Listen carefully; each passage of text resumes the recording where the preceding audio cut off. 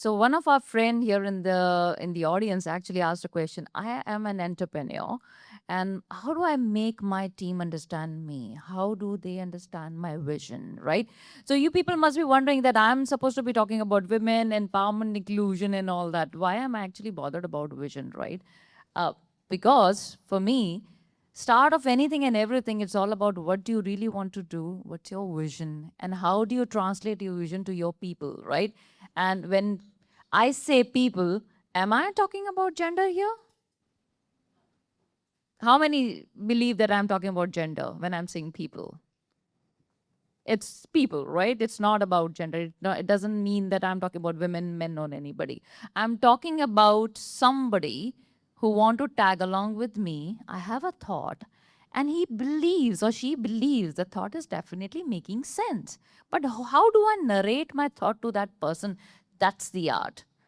Is that the art or the science? How many you for science, right? That I have to communicate my thought process, my vision to somebody, and I have to employ some process onto it? How many for process?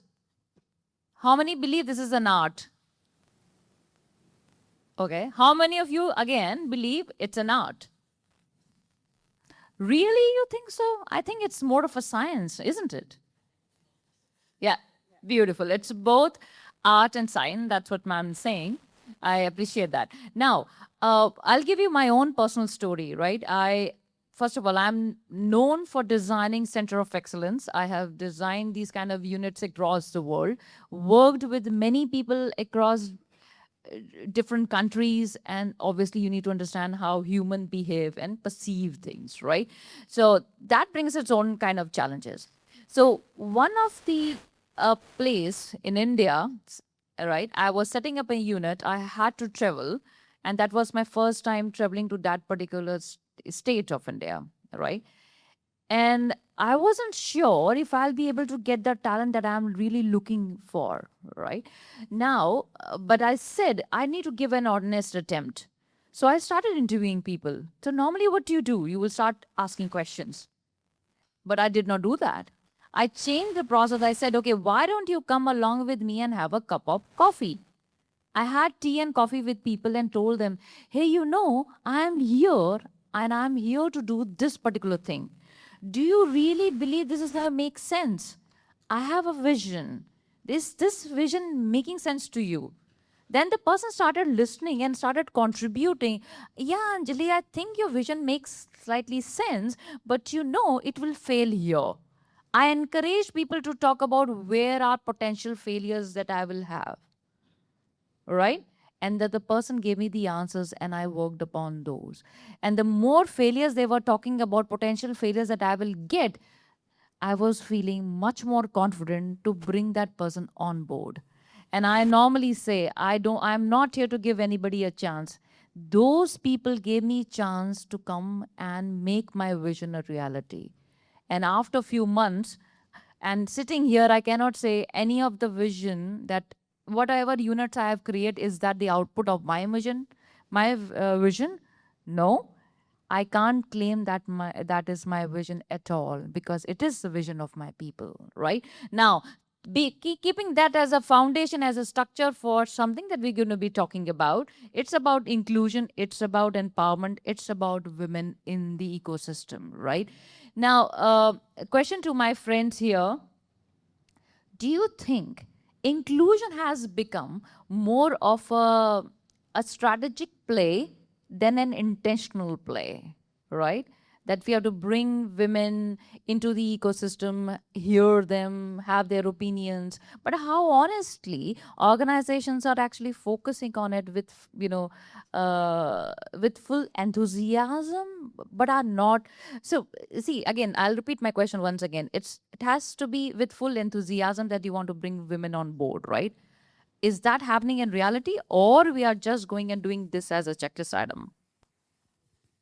I actually think with my team that I lead is getting to know them, and then that way I know how to empower them. So I don't think there's any strategy. I don't think there's anything, to be honest. Like when I bring my team into Wear a Wall as leaders, we're all together.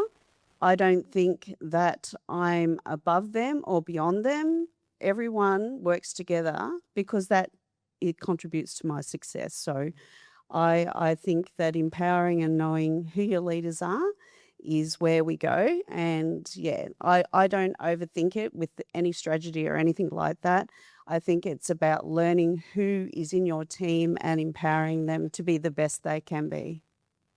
Sure. So if I double click on that question once again, and before I pass it on to you, uh, let's talk about women, right? Do they feel empowered in your team, right? Because you're into sports, right? Sports, it's very different. Again, it's all about, yes, biologically we all are different, right? Women is different from men, right?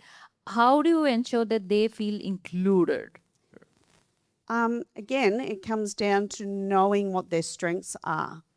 So, everyone, all the women in my team may have different things to bring to the group, and knowing how to get the best out of them by feeling that inclusion and knowing what makes them works best on our team. When you're dealing with sports coaches in particular, which is what I do, everyone is very different. Like you could have, for example, a cross country coach who's very fit and has very different regiments to someone that's a throws coach who doesn't have that same ideology, same training. So you have to know how to collaborate them all by learning what their strengths are, what their weaknesses are. So then you have people in your team that you know you can draw from those. But also, it's about mentoring them as well. And I think mentoring them, being that guiding light, will also raise them. Okay, that's great. Maybe you can take this question. Okay. First and foremost, I would like to clear the mention of SEAMEOSEN. Actually, Simeo Sen. Okay, this is I'm the director of the Southeast Asia Ministers of Education Organization, which is a regional center for special educational needs. Okay, so when you're talking about inclusion, and uh, and I'm in the special education area here, it is very very close to me. Okay, and I always speak about how to ensure that our children or our learners with disabilities are included into our mainstream. Okay, it's not about mainstreaming but being included. So now we are talking about women leaders. Okay, and one of the things that I would say that as a leader, as a women, right, as a woman leader here, how do you ensure that women are included?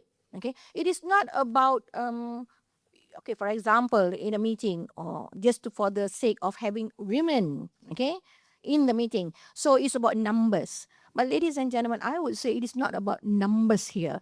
It is more on we should learn to start to listen to women also.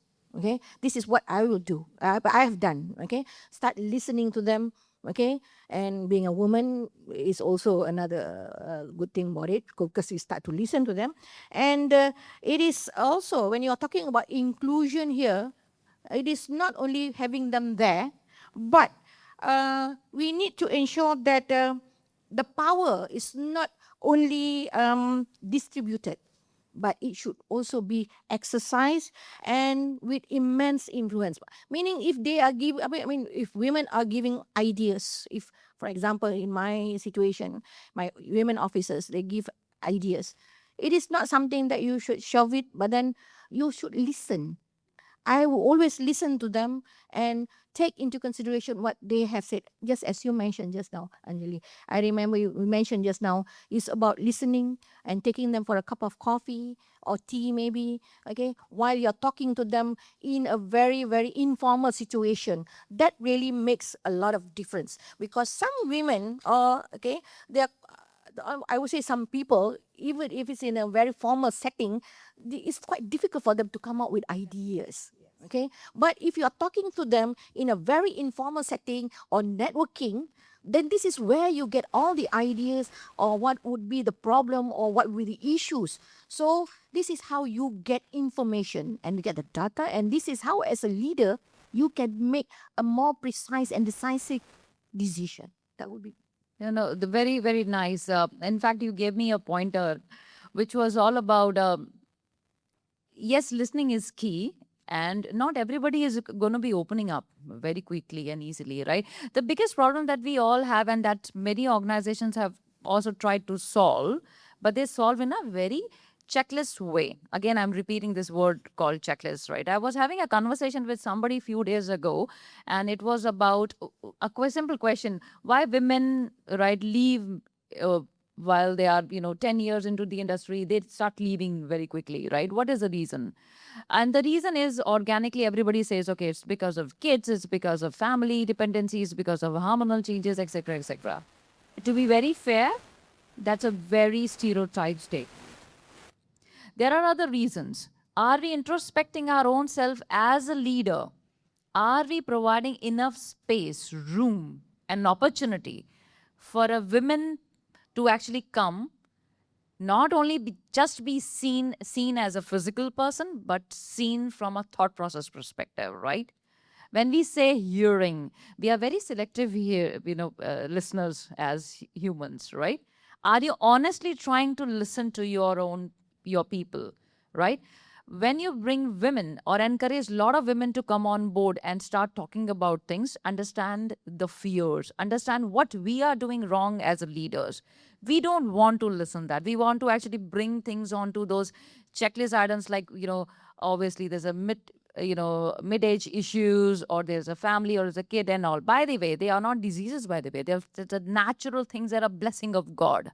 What you need to really figure out, what is that I am doing wrong from a process perspective, that has to be fixed. How I'm truly giving them a chance, how I'm truly giving them opportunities to excel, how much I'm training them, how much I'm growing them, how much I'm just going out and listening what is troubling them, right? And that is not only the duty of men, to be very fair, that's a duty of us as well, right? We have to ensure that the other women actually feels connected, feels motivated, or feels okay to talk to us, right? And that's sitting with us. Now let me make my friends here feel little light about this topic. So my friend was saying we need to listen, right? How many of you really listen to your wives? Oh, seriously? Almost everybody. Okay, again, how many of you really listen to your wives? You listen, but don't do that, right? So okay, I might have to change my question. Okay, we are just listening, but how many of people? Fantastic, thank you. I appreciate that statement. Listening. Not everybody is a good listener, hence proved selective listening, right? That's what you said. We listen, but we don't act on it, right? So, how many of you really act on what your wife told you something to do? Never, never. Sorry, there is no other option, sir, right? That's just one. Okay, how many of no, let me change the question. I'll see. I am selecting the gender. The first gender I'm actually targeting is men. Then I'll go to women. Don't worry about it. We'll do a fair game here. So again, repeating. How many of you follow, listen, do what your wife told you to do? No one, right? That's a wonder. Now we are talking about inclusion, right? By the way, when we are not only listening to our own wives. Okay, let me change the question. How many of you really listen to your daughters, in case you have one? You're a good person. Okay. How many of you with daughters? Okay. How many of you listen to your daughter? Obviously, be dad's favorite, right? Okay. Now let me change to and talk about the females here a bit. How many of you ladies really listen to your husband? One, two, three, four, five, five. Any which ways, we have less ladies in the room, anyways, right? Okay. What do you listen about? Listen in terms of driving, or what? Again, I'm being stereotyped. I'm talking about driving, right? Which is bad. Anything specific? Okay. Do you really follow what they were telling? No. Few people too. Strategically, right? Few things. Okay, fantastic. So what are we really talking about? We are talking about something very concrete and very beautiful, right? We are not talking about one gender having a competition with another gender. We are talking about, are we there to complement and support each other? right? It's all about companionship. It's all about complementing each other. Now, with that as a point, I will come back to my friends here. How have we ensured that in our teams, right? You as a leader have a mindset, you people are teaching team to perform a particular way or guiding them in, rather, I will correct my statement. How do you really make men understand that they have to really take along and be a companion of the other person, right? Of the other gender. How are you coaching and training and mentoring your men associates? I actually think actions speak louder than words. Through my own experiences, what I can bring to the table should show my leadership. If I'm empowering others, if I'm being a good leader within myself, I think that should speak louder than words. From my own experiences, I've been in situations where I have been a great contributor and always been overlooked for leadership roles, and I've had to work hard to be seen. And I have found a way, through coaching, through being leaders in small steps, in different careers that I've had along the way, each contributing to that. And I think, and even in a very male-dominated area, as far as farming, it's very unusual to see a woman on a tractor feeding cows, getting right in amongst the dirt and the grime. And I've proven myself to be able to do those things. And it's given me personal confidence. So then when I'm in an environment where I'm challenged in an equal space, I like to be able to say, I can do that, and I do that. And hey, I might fail, and if I fail, that's a lesson I've learned. But for me, it's just like I've learned to push myself a little bit and get seen. So what you're saying is it's not about don't keep begging for an opportunity, go and get it, right? And when you are getting that opportunity, that one chance, as you also, ma'am also mentioned today in the morning, right? Her first experience was somebody was not trusting her and wanted to actually damage her career before it even started. But she took that as a challenge and converted I everything, right? resonated with that very well. That was like that, yeah. Yeah, correct. So what you're saying, let's get on it, try, prove, you will burn, right? You will struggle, but that's worth an attempt, right?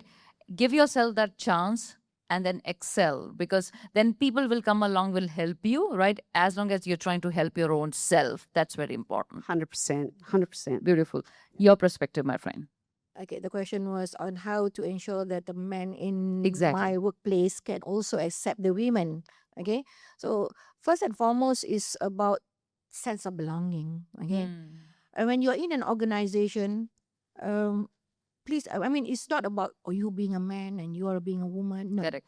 you are in an organization, so you are in a what do you call it, a team. Okay, so I ensure that all the people in my organization, they work together regardless of them being a male or female. Correct. Okay, and if I'm this is where, okay, if there is a project, okay, and there is a sub team now, I ensure that the sub team members are not only men per se or women per se. And in all or you call it committee members, I ensure that the women are also leaders, and in some other committee members, there are also men who are leaders. So this is where they are accepting. That means the women can also lead, and the men can also accept that women can lead. And this is where the sense of belonging, that the organization is more important rather than the gender here. That would Yeah. be So, good perspective. Let me actually bring our attention to something very fundamental, right? So, again, I need, people here, right, listening us to be participating, right? I was in a conference and somebody, again, same question, right, was there. The question was that, yes, we want to give women a chance, and normally they get chance, they come and play, but there are problems. For example, the gentleman who was speaking this was in sales. He said most of the time clients are available during a golf, at a golf court, which is quite early in the morning, or the client is available late in the evening, but our women friends cannot come over because they have family to take care of, right? Let me put that question back to all of you. What has to change? Is there a problem? Where is the problem? Is the problem with the person who is not able to go for a late night meeting with a client? Is that a problem, or the problem is somewhere else? Where is the problem, right? So your perspective, open perspective here. Otherwise, we won't be able to make change. The three ladies sitting here cannot make change, right? Cannot bring inclusion. Oh, good question. Who said that she can't make it? Assume there are, out of 100 ladies, only 50 can make the late night meeting, the 50 cannot, right? Or maybe assume 60 can make and 40 cannot, right? So again, they have to go back home and take care of the kids. Assume those constraints, and that is preventing lady to have a late night meeting. Now, where is the problem? What can be fixed? Do we really need to? So, your question to here, why can't ladies go, right? They can go, they can do something. Other perspective from the room. Yes, please. Based on what I see is based on the priorities each side of the base putting up. Yes. The priority of the ladies actually being able to do something to entertain the BAB. Yeah. Or the priority of those who are setting the meeting at night, because their priority is they need to do something they class as productive during the day, and less productive, more personal, social based of an evening of their side of business. So it's all on priorities. Answer to your question, it's a combination of the two. Okay. I think actually adapting Yeah. the work style so that you have an environment that's inclusive for women to be able to work. That may be that the partner relationship is evenly split, but the workplace is adaptable to be able to bring the best out of that person, whether it be male or female, really honestly, so that you generally, like with experiences for women after they've had children, they've got great strengths. As we mature, we get a lot more experience. So how do we bring the best out of our workers to go forward? So that means workplaces will really need to be able to cater for that, to bring the best out of that. And I think that way we get a much better equal empowerment for women to be able to bring the best out of us. And I know for me, as I've matured, I've gained a lot more experience, and I think I'm at my best. So, yeah, I think that, we've got to cater for that, really. Cool. So few perspective here. So again, our friend there was talking about, okay, there's something has to change. That's what you're pointing out. Organization should also actually provide some room so that the person who cannot actually take the late night calls, right? Yeah, it can be accommodated in some shape and form, providing security, travels, and whatsoever. Or meetings can be rescheduled, prioritized correctly, right? If there's something very, very important that has to be discussed during morning hours where the other person can attend, let's go for it. Or there is something light conversation that needs some light environment, right? Or some building relationship with the client, you will have to do it in different time zone completely, right? How do we bring the other person in? Maybe the female has to also accommodate, or a men changes the time slot so that the female can be part of it, right? That's what you pointed out. More perspective on this, because that's a real problem, right? Can I just add something? Yeah, sure. I think every job has its own skills competency. So like what you've said, relationships. relationships is not for you to determine, it's for the client, right? So like I have clients who probably prefer to go out for a drink. Yep. If they prefer to go out for a drink, it has to be in the evening. You can't take bankers out during the daytime. There are people who like to play golf, so you have to go out with them in the morning or do a late tee off, right? So basically, what you have to do is it's not. I don't see a glass ceiling. What I see is that different skills have different competencies. Similarly, I know a lot of guys who are not comfortable going out with people to drink at night. I mean, they also prefer to be at home, right? So you just have to kind of fit yourself with you fit your competency to the job role. I think what's happening is that what we're talking about is an inclusion problem is really basically a fitment problem that do you have the right skills for the job, right? And it is for both the genders. I mean, I've seen guys also struggling with relationship management. They also, I mean, I know of a guy who doesn't drink and he's into financial services sales, and all bankers love drinking. So for me, it's more of a fitment than a inclusion problem. Okay, that's beautiful. Again, what you pointed out, we are going to a point where we are again saying gender has nothing to do here, right? We are talking about with the project, we are talking about clients, we are talking about competencies, we are trying to figure out what the individual preferences are, right? For example, the example that is quoted here is about the bank. Obviously, you can't take banker out during the working hours. You have to have a conversation that will be little late in the evening or early mornings, weekends, right, for a golf connect or whatsoever. What we are again coming back, that's where the challenge sits in. It's all about how do we network and build a relationship, right? That is where I think women has to work little extra to build relationship and networking. That's what is your perspective? Is my statement correct or the statement needs modification? Are we good at networking or we're trying to build it? I personally, my network is, well, sports travel is about networking. So for me, that's not such a big thing because I'm managing people that way. But it is really important, yes. What about you? I think it's very important also. Sometimes it's, as you mentioned just now, I'm balancing the work life and family life. Uh, People might say it's quite difficult, but frankly speaking, it all depends on the organization and the working culture itself.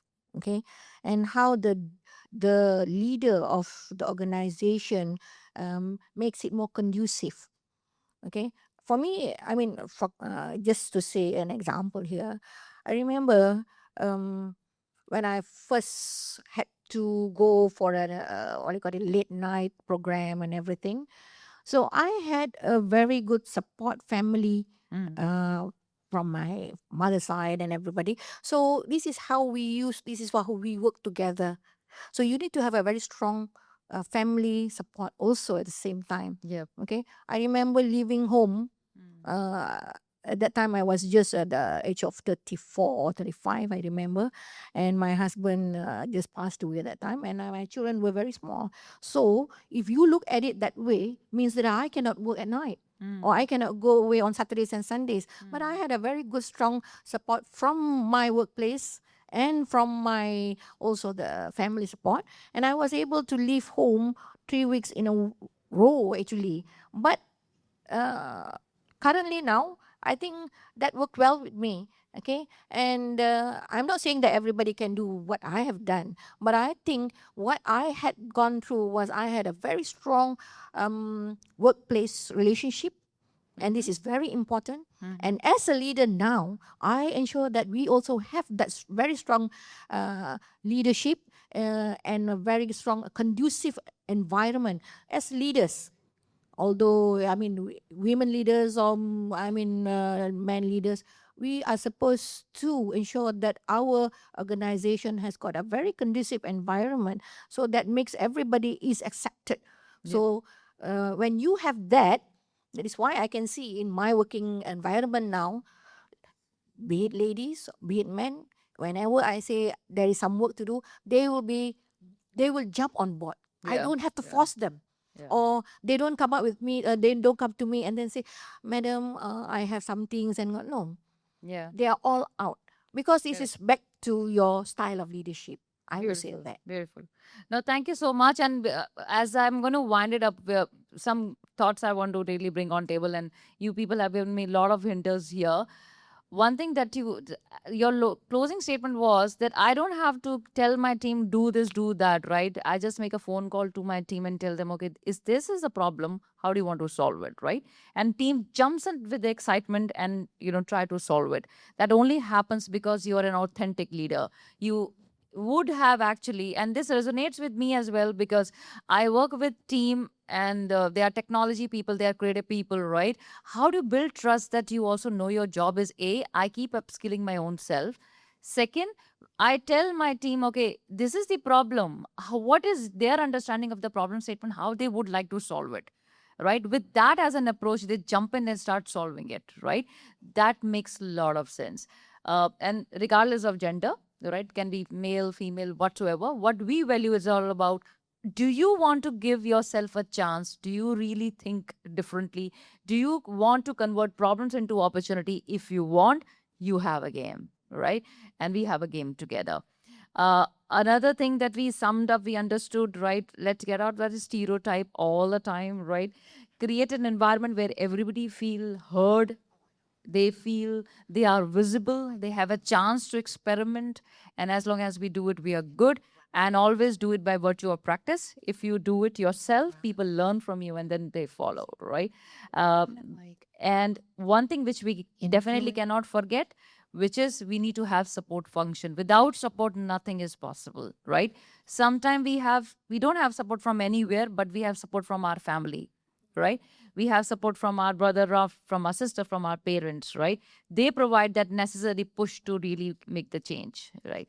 And lastly, but not the least, all the support that we need is support of our own self, a belief that we have in ourselves and a trust that we have in ourselves, that we are also worth living, and it's time to pamper our own self. With that, thank you so much, everyone.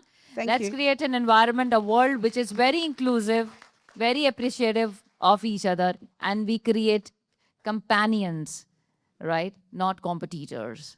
Thank you.